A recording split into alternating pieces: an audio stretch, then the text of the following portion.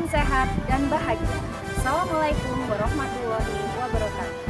Kami perkenalkan, saya Suwarsi dari SD Negeri 1 Mulyosari, calon guru penggerak Angkatan 6 Kabupaten Lampung Selatan, Provinsi Lampung.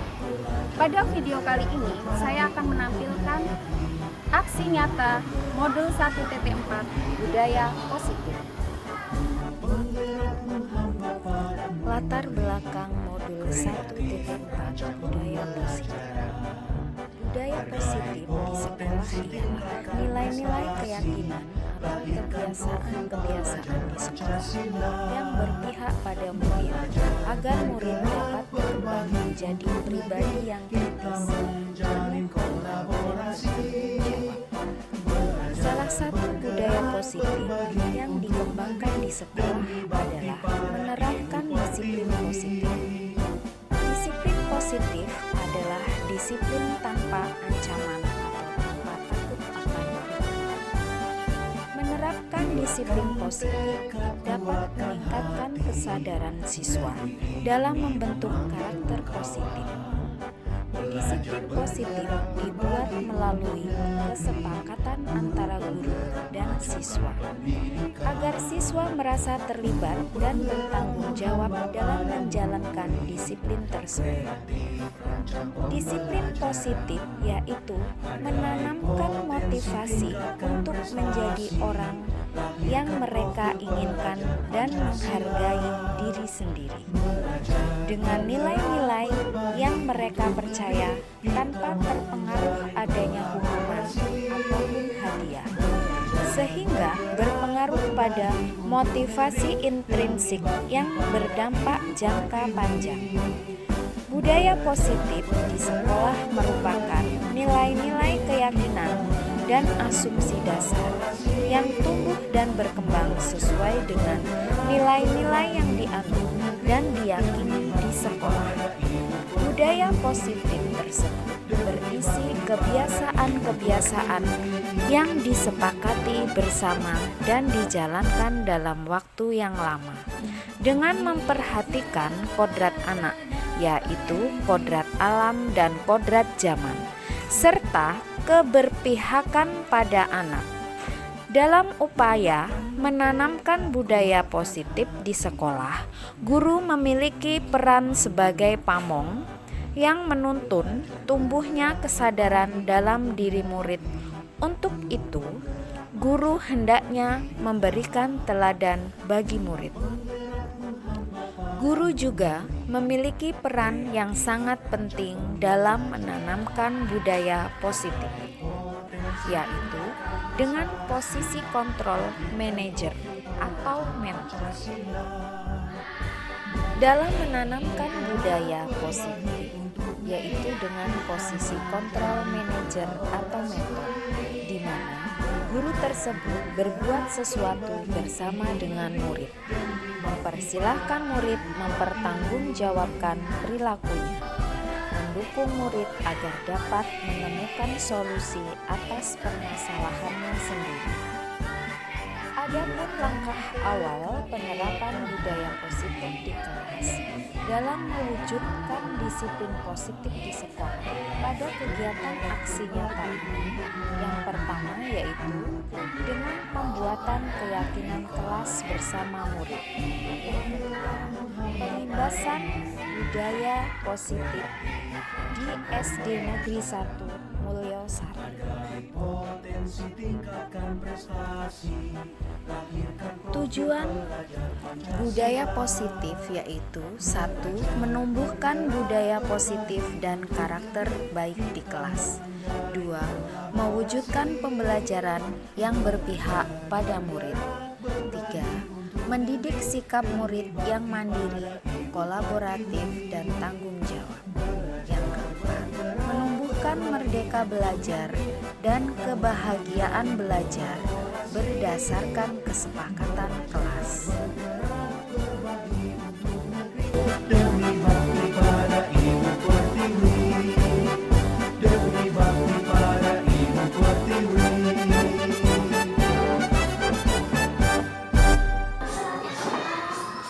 Assalamualaikum warahmatullahi wabarakatuh.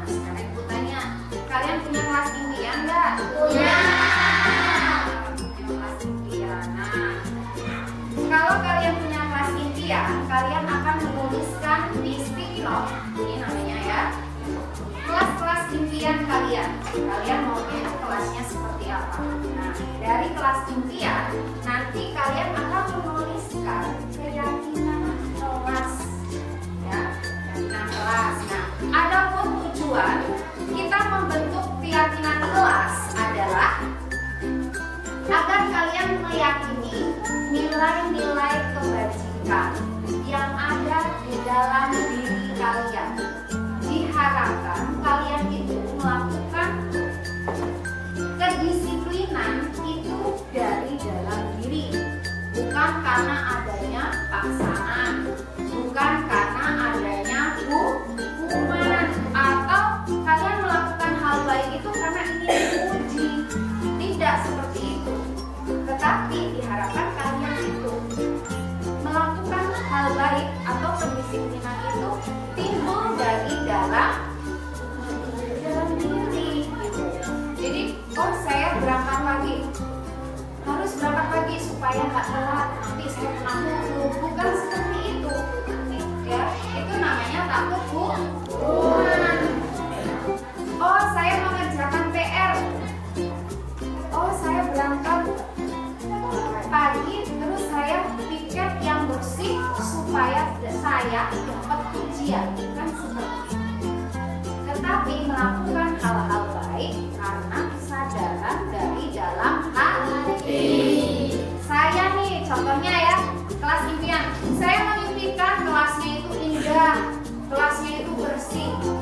Ya, apa yang harus kalian kerjakan? Jaga kebersihan dengan cara bagaimana? Buang sampah pada tempatnya, piket, terus apa lagi? Ayo. Iya, tidak membuang sampah. Oke, baik. Ibu akan bagikan sticky note-nya. Kalian tulis yang lengket di atas ya, biar nanti kalau ditempel di papan tulis nggak balik. Nah, kemudian tulisnya itu yang di atas kelas impian, yang di bawah keyakinan kelas. Contohnya tadi, saya mengimpikan kelas yang indah dan bersih. Keyakinan kalian, apa yang harus kalian lakukan? Jaga kebersihan.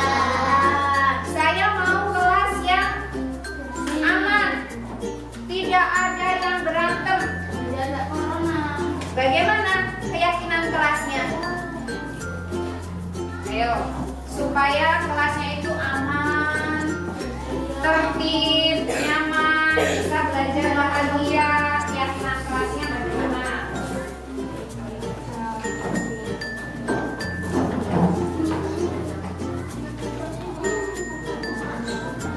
Jadi buang sampahnya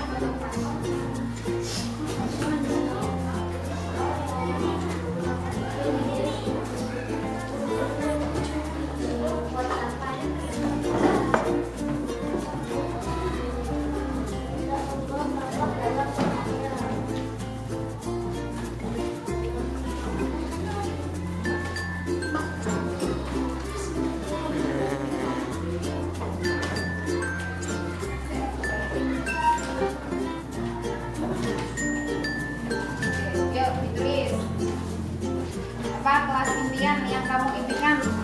Kelasnya mau bagaimana, Reva? Kelas yang bagaimana? Ya, Pak. Yuk. Gara pengen kelas yang bagaimana, Gara? Yang bersih. Ada yang lain? Tidak hanya kelasnya ya, pembelajarannya bagaimana? Saya menginginkan pembelajaran yang apa? Tulis dulu kelas impian, kemudian bawahnya baru keyakinan.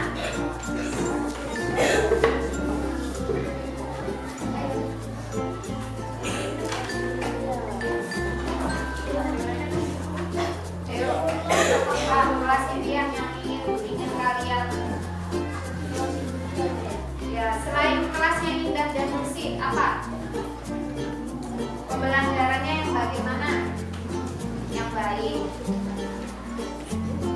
menyenangkan tidak? Pengen nggak pembelajaran ilmunya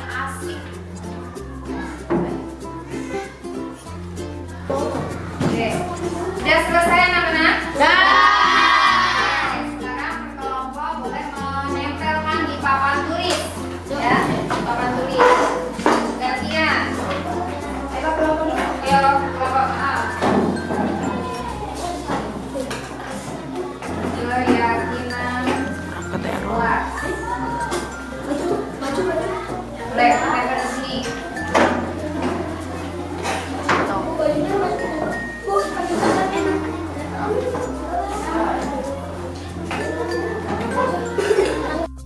Keyakinan kelas dan kelas impian dan sudah ditempelkan di majlis. Ibu mau perwakilan dari kalian untuk membacakan apa yang kalian impikan dan keyakinan apa yang kalian tulis. Yuk, siapa nih yang siap maju? Ya.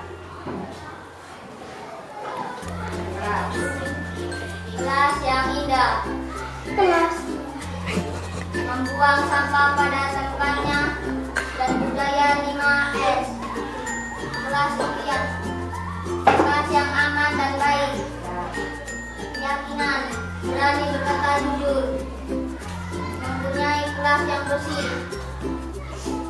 Membuang sampah pada tempatnya dan tidak membuang sampah sembarangan. Kelas yang saya impikan. Kelas yang aman dan baik. Keyakinan, menjaga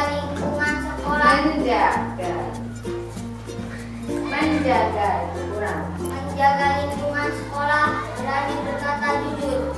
Kelas impian, mempunyai kelas yang bersih.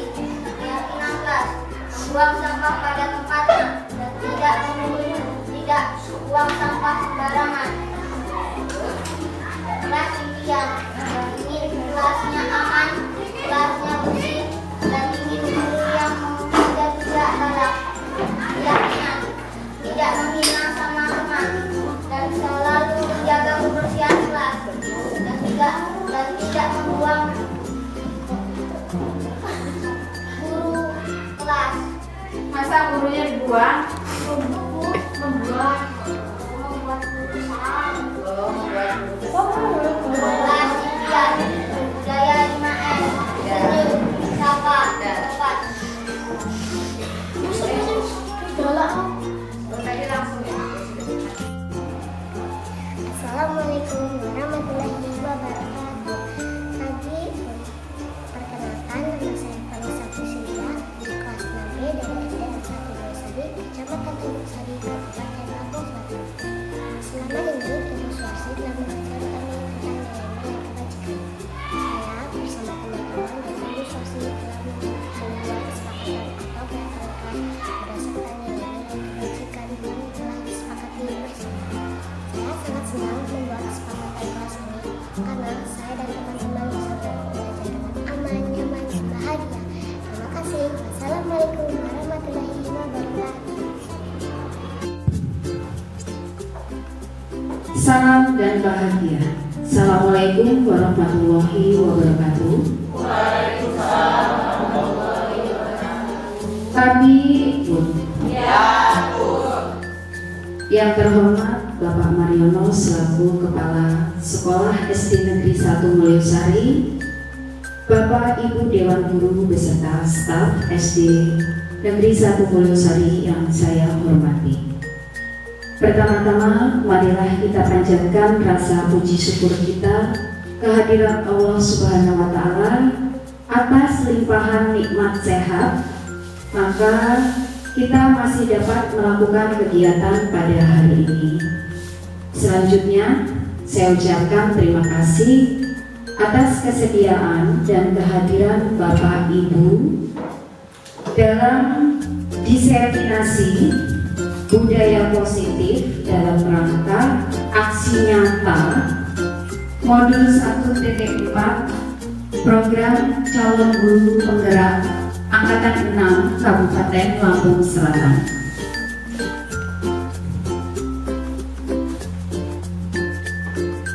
Menurut Ki Hajar Dewantara, untuk menciptakan murid yang merdeka, syarat utamanya adalah harus ada disiplin dari dalam diri dan budaya positif di lingkungan sekolah. Budaya positif tentunya sudah tidak asing lagi di telinga kita. Apa sih budaya positif itu? Budaya positif adalah hal-hal atau kegiatan yang biasa kita lakukan di kelas, di sekolah, yang bisa menyatukan nilai-nilai kebajikan pada manusia. Jadi, budaya positif nanti akan bermuara pada nilai-nilai universal, nilai-nilai kebaikan, dan nilai keselamatan yang dianggap baik untuk kita semua. Kemudian, pada materi budaya positif ada 6 hal yang harus kita pelajari. Yang pertama yaitu disiplin positif dan nilai-nilai kebajikan universal. Yang kedua, kebutuhan dasar manusia. Yang ketiga, motivasi perilaku manusia, hukuman, penghargaan, dan restitusi. Yang keempat yaitu posisi kontrol, restitusi. Yang kelima, keyakinan kelas, dan yang keenam adalah segitiga restitusi. Yang pertama, disiplin positif dan nilai-nilai kebajikan universal. Disiplin diri membuat orang menggali potensinya menuju sebuah tujuan apa yang dihargai. Namun dalam budaya kita, disiplin telah berubah menjadi sesuatu yang dilakukan seseorang pada orang lain untuk mendapatkan kepatuhan. Kecenderungan umumnya adalah menghubungkan kata disiplin dengan ketidaknyamanan, bukan dengan apa yang kita hargai atau capaian suatu tujuan. Contohnya, disiplin yang karena adanya takut akan hukuman. Anak-anak berangkat pagi, takut telat, takut dihukum, tapi bukan dari dalam diri si murid tersebut. Atau kita sebagai guru berangkat pagi atau rajin hanya untuk mendapatkan pujian gitu. Jadi kecenderungannya adalah motivasinya dari eksternal bukan dari internal. Selanjutnya, sebagai pendidik, tujuan kita adalah menciptakan dan menumbuh kembangkan nilai-nilai anak yang memiliki disiplin positif dari diri sendiri, sehingga mereka bisa berperilaku dengan mengacu pada nilai-nilai kebajikan universal dan memiliki motivasi intrinsik. Sehingga disiplin positif merupakan salah satu cara penerapan disiplin yang bertujuan untuk menumbuh kembangkan kesadaran serta memberdayakan anak untuk melakukan sesuatu itu tanpa sogokkan, tanpa penghargaan, tanpa ancaman. Nilai-nilai kebajikan universal. Nilai-nilai kebajikan adalah sifat-sifat positif manusia yang merupakan tujuan mulia yang ingin dicapai setiap individu. Nilai-nilai tersebut bersifat universal, lintas bahasa, suku, bangsa, agama, maupun latar belakang. Nah, nilai-nilai kebajikan itu ada di profil pelajar Pancasila sesuai dengan visi misi sekolah kita ya Bapak Ibu. Profil pelajar Pancasila itu ada 6 isinya yaitu beriman, bertakwa kepada Tuhan Yang Maha Esa dan berakhlak mulia. Kemudian dituntut untuk mandiri, bernalar kritis, berkebinekaan global, bergotong royong dan kreatif. Jadi kalau visi misi kita profil pelajar Pancasila itu seluruhnya harus tercapai. Yang kedua yaitu kebutuhan dasar manusia. Nah, di sini semua manusia dari anak-anak sampai orang dewasa itu memiliki kebutuhan dasar, yaitu satu, bertahan hidup, kemudian kasih sayang dan rasa ingin diterima. Yang ketiga, penguasaan. Yang keempat, kesenangan, dan kelima, kebebasan. Nah, jadi dari kelima kebutuhan dasar ini kalau tidak tercukupi, maka anak akan mencari perhatian dari diri kita. Contohnya, mungkin dia akan, karena dia kurang senang, akan menjadi temannya. Dia merasa senang kalau melihat temannya nangis gitu. Kebebasan, dia butuh kebebasan ketika mengekspresikan diri, butuh kasih sayang. Mungkin di rumah kurang kasih sayang, di sekolah mencari kasih sayang dengan cara-cara mereka yang kadang menurut kita itu nakal atau melanggar peraturan sekolah. Yang ketiga yaitu motivasi perilaku manusia. Nah, motivasi ini merupakan dorongan yang timbul dari dalam diri seseorang secara sadar atau tidak sadar dalam melakukan tindakan dengan tujuan tertentu. Salah satunya yaitu ada motivasi eksternal dan motivasi internal. Seperti yang saya sebutkan tadi, salah satunya motivasi eksternal untuk menghindari ketidaknyamanan atau hukuman. Mungkin yang dipikirkan anak itu adalah apa yang akan terjadi apabila saya tidak melakukannya. Untuk mendapatkan imbalan dari orang lain atau institusi dalam pikiran si anak, apa yang akan saya dapatkan apabila saya melakukannya. Nah, ketika anak mendapatkan motivasi eksternal dari bentuk penghargaan dari orang lain, ketika dia tidak mendapatkan penghargaan, maka dia tidak akan semangat lagi untuk melakukan hal kebaikan tersebut. Yang ketiga yaitu untuk menghargai diri sendiri. Nah, inilah yang akan kita tuju. Bagaimana caranya supaya tujuan itu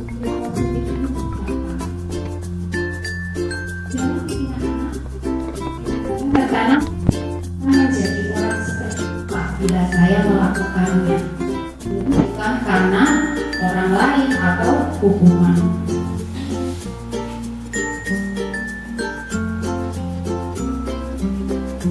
Yang selanjutnya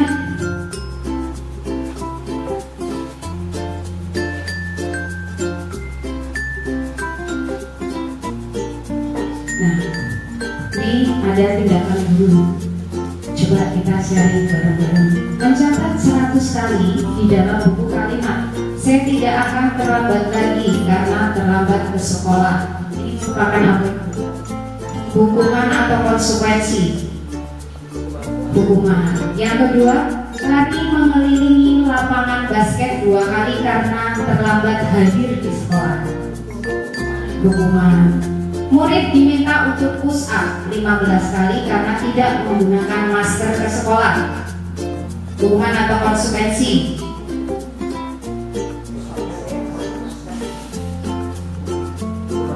Oke, hukuman. Menggantikan kertas tugas teman yang telah dicoret-coret. Hukuman atau konsekuensi? Ya, konsekuensi. Yang berikutnya, murid disuruh membersihkan tumpahan air di meja tulis karena tersenggol pada saat belajar. Konsekuensi. Murid disuruh untuk mengenakan murid disuruh tidak mengenakan sepatu seharian di sekolah karena tidak menggunakan sepatu warna hitam. Artinya dia tidak memakai, kesepakatannya mungkin harus memakai warnanya hitam, ternyata si murid memakai warnanya putih atau merah dan dia tidak boleh memakai sepatu selama seharian. Hukuman atau konsekuensi?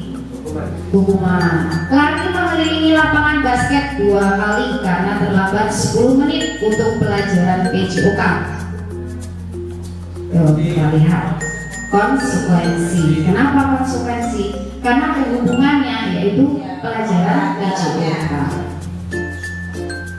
Konsep disiplin dengan identitas gagal. Nah, kalau sudah berbicara hukuman pasti dilema. Saya setuju Bu dengan adanya hukuman, ternyata nggak boleh. Jadi kembali masing-masing. Bagaimana kita akan menyikapi ini setelah kita belajar. Hukuman itu sifatnya memaksa. Murid takut, menyakitkan, murid merasa tidak nyaman, murid menyembunyikan sesuatu, murid menjadi rendah diri. Yang kedua, penghargaan tidak efektif, merusak hubungan, mematikan kreativitas, menghukum dengan sistem ranking, merampas hak menghargai dirinya. Di sini konsep disiplin dengan identitas sukses. Yang pertama, konsekuensi. Perlu monitoring berkelanjutan, penguatan jangka panjang, murid menghormati peraturan, kehilangan waktu merenungi kesalahan. Nah, ini restitusi. Apa itu restitusi? Nanti akan dibahas. Belajar dari kesalahan, memperbaiki hubungan, fokus pada solusi, tawaran bukan paksaan, menuntut untuk melihat ke dalam diri, mencari kebutuhan dasar yang mendasari tindakan. Nah, restitusi. Inilah restitusi, yaitu proses menciptakan kondisi bagi murid untuk memperbaiki kesalahan mereka, sehingga mereka bisa kembali pada kelompok mereka dengan karakter yang lebih kuat. Restitusi juga merupakan proses kolaboratif yang mengajarkan murid untuk mencari solusi masalah mereka dan membantu murid berpikir tentang orang seperti apa yang mereka ingin menjadi dan bagaimana mereka harus memperlakukan orang lain. Itu menurut dosen tahun 2004. Nah, ciri-ciri restitusi yaitu satu, bukan untuk menebus kesalahan, tapi belajar dari kesalahan. Yang kedua, memperbaiki hubungan. Yang ketiga, tawaran bukan paksaan. Yang keempat, restitusi, menuntut untuk melihat ke dalam diri. Yang kelima, restitusi mencari kebutuhan dasar yang mendasari tindakan. Restitusi diri adalah cara yang paling baik. Restitusi fokus pada karakter, bukan tindakan. Restitusi fokus pada solusi. Restitusi mengembalikan murid yang berbuat salah pada kelompoknya. Kalau sebelum belajar, belum masuk program guru penggerak, saya sering menjadi penghukum. Bahkan penghukum itu saya berpikir bahwa kalau yang nggak mengerjakan tugas membersihkan WC itu menurut saya efektif karena WC-nya jadi bersih. Kata dosennya, itu kan menurut ibu. Apa yang didapatkan si anak? Mungkin dia kesel dan kehilangan waktu belajarnya. Contoh penerapan restitusi. Ada hubungan, ada konsekuensi, ada restitusi. Dari ketiga ini, menurut filosofi Ki Hajar Dewantara, restitusi itu adalah yang terbaik. Karena guru menanyakan keyakinan kelas yang mana yang tidak dijalankan. Jadi sebelum kita memulai tahun ajaran baru itu, seharusnya kita membuat keyakinan kelas atau kesepakatan yang dibuat bareng-bareng bersama siswa. Nah, jadi di situ semua ada keyakinan yang mereka yakini untuk memperbaiki diri. Guru terbuka dan siswa menghormati dirinya dan orang lain. Selanjutnya, posisi kontrol guru sebagai penghukum, sebagai pembuat orang merasa bersalah, sebagai teman, sebagai pemantau, sebagai manajer. Nah, dari kelima posisi kontrol ini yang sering kita lakukan sebagai apa Bapak Ibu? Atau semuanya? Penghukum? Ya, penghukum dan teman. Ya.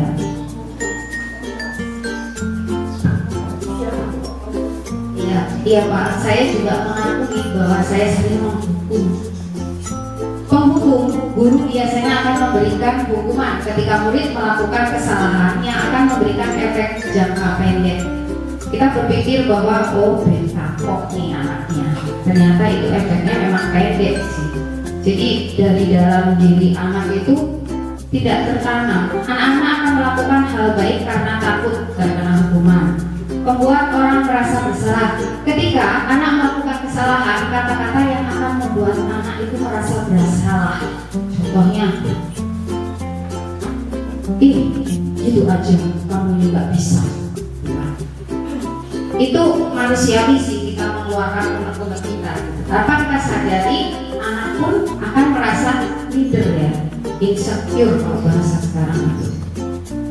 Yang ketiga, teman. Dampaknya memiliki kelemahan. Anak-anak akan mengikuti guru tersebut yang dianggap teman, dan anak akan bergantung dan tidak mandiri. Sering kita itu ngeluh, "Dok, bersihin ini." "Dok, tolong ini." Mentang-mentang kita merasa bukan gurunya itu, anak itu cuek karena merasa ibu itu bukan teman saya. Atau ketika nanti gurunya tidak membantu, dia akan, "Ibu mah gak temenan." Yang keempat, pemantau. Guru lebih menekankan konsekuensi atas apa yang dilakukan anak, cenderung menegakkan aturan-aturan yang ada. Yang kelima yaitu manajer. Guru menempatkan siswa ketika mereka mendapat permasalahan. Kita membimbing mereka untuk menemukan solusi atas permasalahan mereka, tidak menghukum, tidak membuat merasa bersalah, tidak membuat mereka bergantung pada guru, tidak mendapat konsekuensi dari apa yang mereka lakukan. Anak dibimbing untuk memperbaiki kesalahan dengan mencari solusi. Di sini dari 5 posisi kontrol ini, kira-kira mana yang paling tepat Bapak Ibu? Yang terakhir ya, manajer, tapi butuh kesabaran dan keikhlasan yang sangat-sangat penuh. Keyakinan kelas. Nah, ini yang tadi saya sebutkan, mengapa tidak peraturan saja, mengapa harus keyakinan kelas? Ada sebuah pertanyaan, ada 2 buah pertanyaan.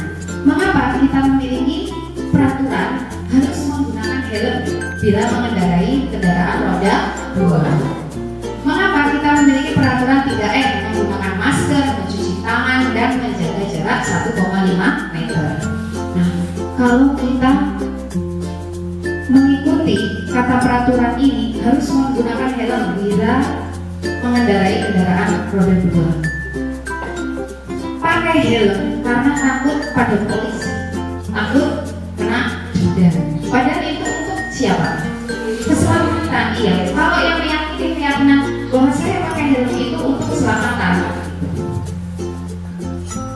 jawabannya adalah untuk mendukung motivasi intrinsik, motivasi dari dalam diri. Kembali ke nilai-nilai keyakinan. Keyakinan lebih menggerakkan seseorang dibanding mengikuti serangkaian peraturan-peraturan. Makanya dibuat keyakinan kelas, bukan peraturan kelas. Nah, contohnya seperti ini. Selalu kalau di peraturan itu selalu kembalikan buku ke tempatnya. Kalau keyakinan kelas itu dengan kata tanggung jawab. Dilarang mengganggu orang lain, artinya menghormati orang lain. Hadir di sekolah 15 menit sebelum pembelajaran dimulai. Kita sudah berkomitmen, kalau di rapat kerja kita itu masuk ya dalam apa itu? Komitmen, iya komitmen. Kita berkomitmen. Dilarang melakukan kekerasan, keselamatan, menghormati orang lain. Selanjutnya dilarang menggunakan narkoba. Saya tahu tidak, dilarang memakai narkoba. Padahal itu untuk kesehatan. Kalau anaknya memang paham akan keyakinannya, yaitu untuk kesehatan. Bergantian atau menunggu giliran, menghormati orang lain, bersabar, menggunakan masker, kesehatan, keselamatan untuk orang lain dan diri sendiri.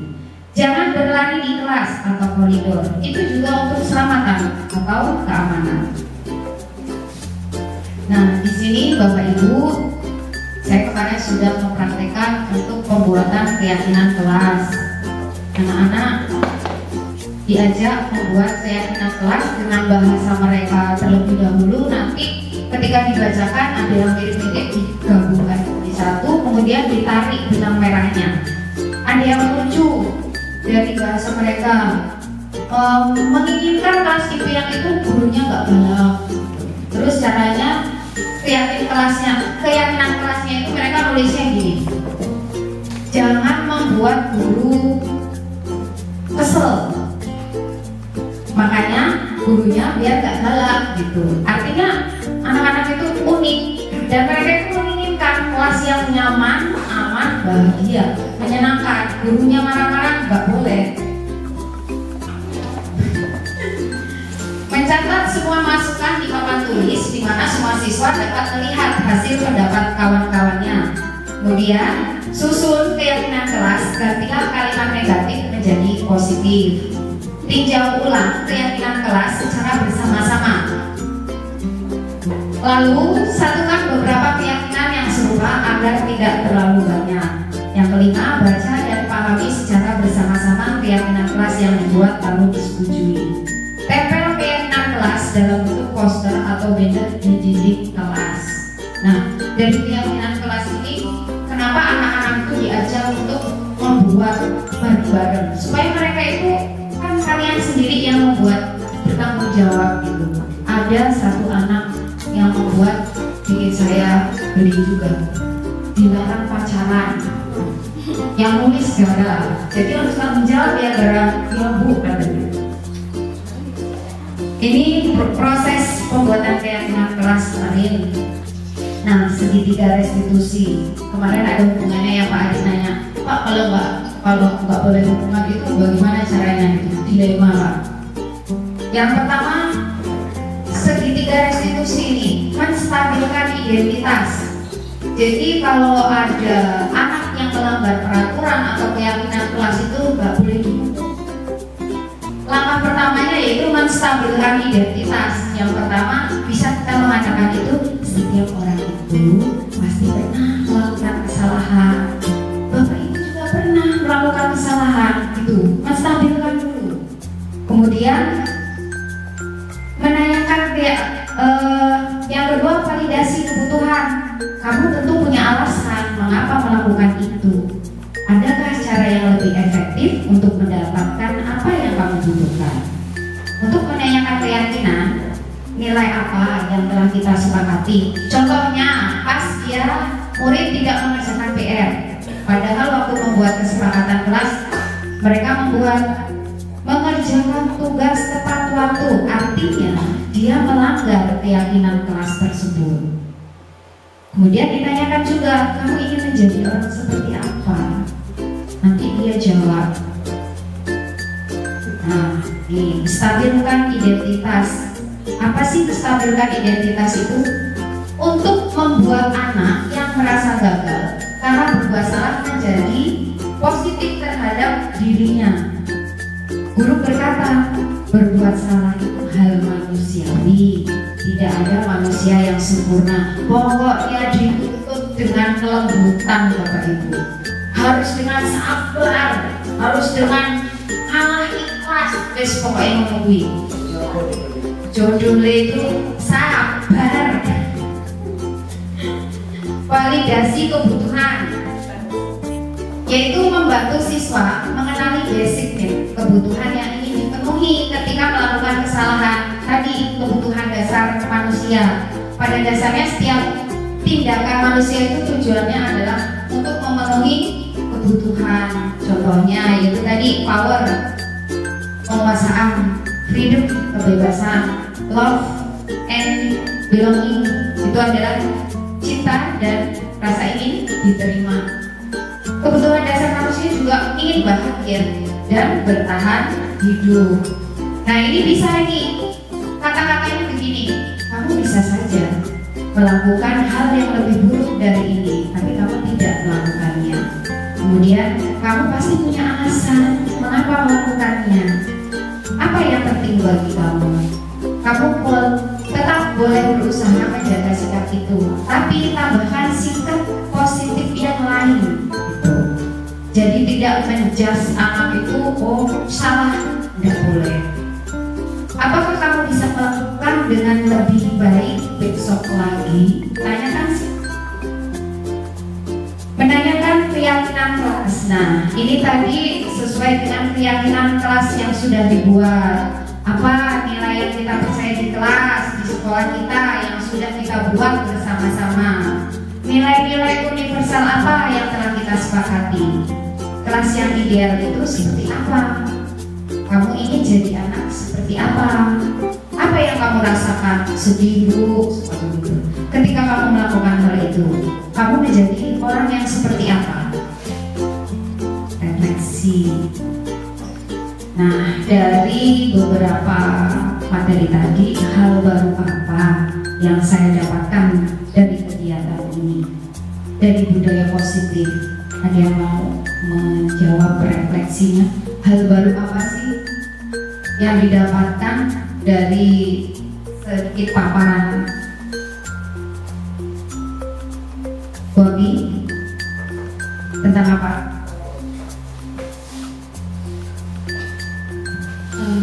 Hal baru yang saya dapat dari kegiatan ini tentang yaitu Bu, yang tadi ternyata kita nggak boleh kasih hukuman.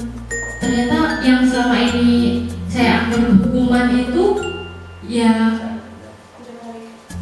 udah apa ya? Iya, ternyata nggak tepat. Ternyata bukan kayak gini. Ternyata harus sabar. Semua itu jangan gimana ya? Iya, jangan kasih hukuman ke anak. Ternyata yang selama ini memang salah, harusnya kayak gini, bukan hukuman. Iya, karena kita memberi hukuman itu untuk jangka pendek, nggak mikirin gimana. Ternyata takutnya nanti siswa malah dalam hatinya, ih, kesel gitu. Cari aja Bu. Nah, yang kedua, perasaan apa yang muncul setelah mempelajari khususan makna disiplin dan motivasi intrinsik? Tuh, siapa nih? Ya enggak, yang Padit, Pak Samit. Oh, Padit nomor 3. Nomor 2. Ya, jelas ya, mencoba.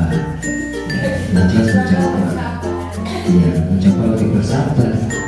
Karena ya kita semua merasakan seperti apa di dalam menghadapi anak-anak di dalam kelas itu. Yang jelas kita mencoba dan dari selalu memberikan motivasi, dorongkan kepada anak-anak, berikan semangat. Ya, seperti apa yang dijelaskan tadi, mau jadi apa, mau kemana kamu, itu mungkin perlu ditanyakan. Ya, mudah-mudahan bisa terjadi.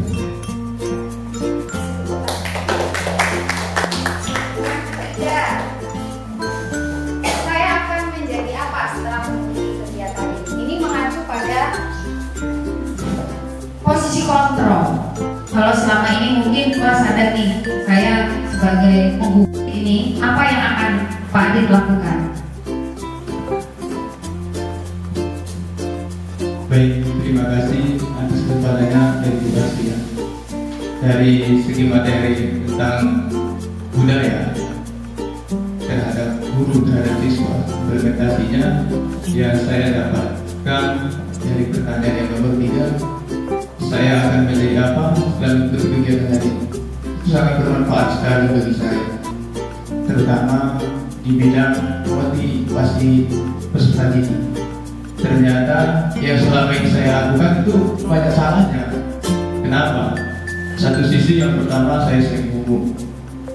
Yang kedua, jika salah, saya sering mengicas murid saya dengan kata-kata kamu ini salah. Dan yang ketiga tuh kurang memotivasi anak.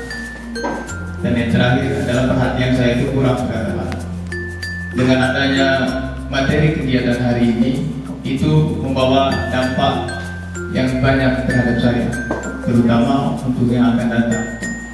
Dari hasil saya amati dari kegiatan ini, yang akan saya lakukan yang pertama, 5 menit sebelum masuk, saya akan memotivasi siswa terlebih dahulu. Saya akan membuat bahagia siswa terlebih dahulu, begitupun dengan siswanya, maka dia akan membahagiakan kita juga. Terus yang kedua, saya tidak akan mengejas ketika murid saya salah.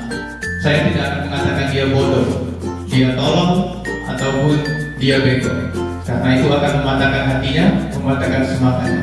Namun pola saya yang akan saya rubah adalah ketika dia melakukan kesalahan manusiawi net. Nah, kamu harus coba lagi lebih dari hari ini. Semoga ke depan kamu bisa memperbaiki dan mendapatkan nilai yang terbaik. Akan Bapak bimbing selalu. Mungkin itu aja yang bisa saya tangkap dari kegiatan hari ini. Kembali ke Bu Wasi. Terima kasih, luar biasa sekali.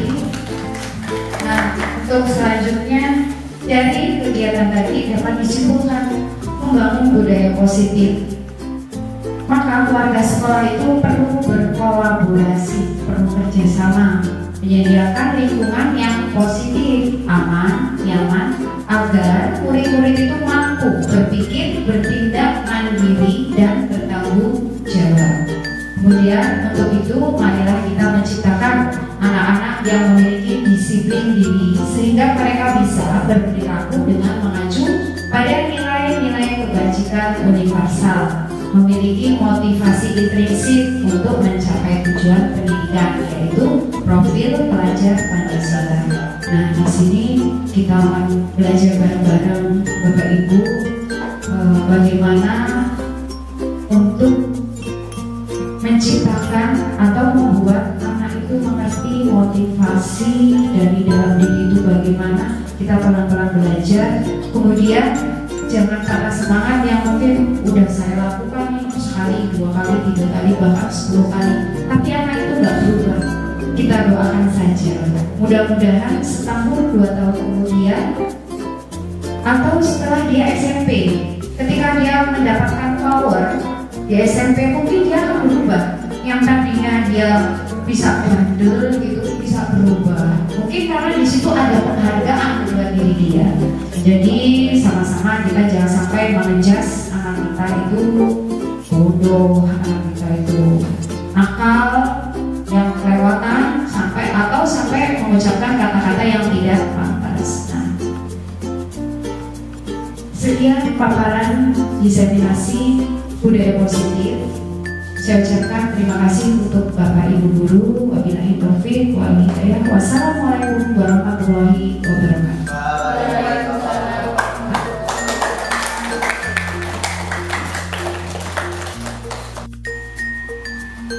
Assalamualaikum warahmatullahi wabarakatuh.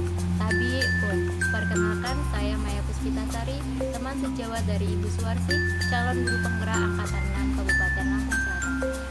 Setelah saya mengamati dan mencermati kegiatan Ibu Suwarsi selama mengikuti proses kegiatan calon guru penggerak, banyak hal perubahan yang terjadi pada murid. Di antaranya, murid menjadi lebih disiplin dan sadar dengan sendirinya akan kewajiban sebagai murid, baik di kelas maupun di sekolah. Hal itu terwujud karena Ibu Suwarsi dan muridnya menerapkan nilai-nilai kebajikan yang telah disepakatinya. Oleh karena itu, terciptalah disiplin positif. Pada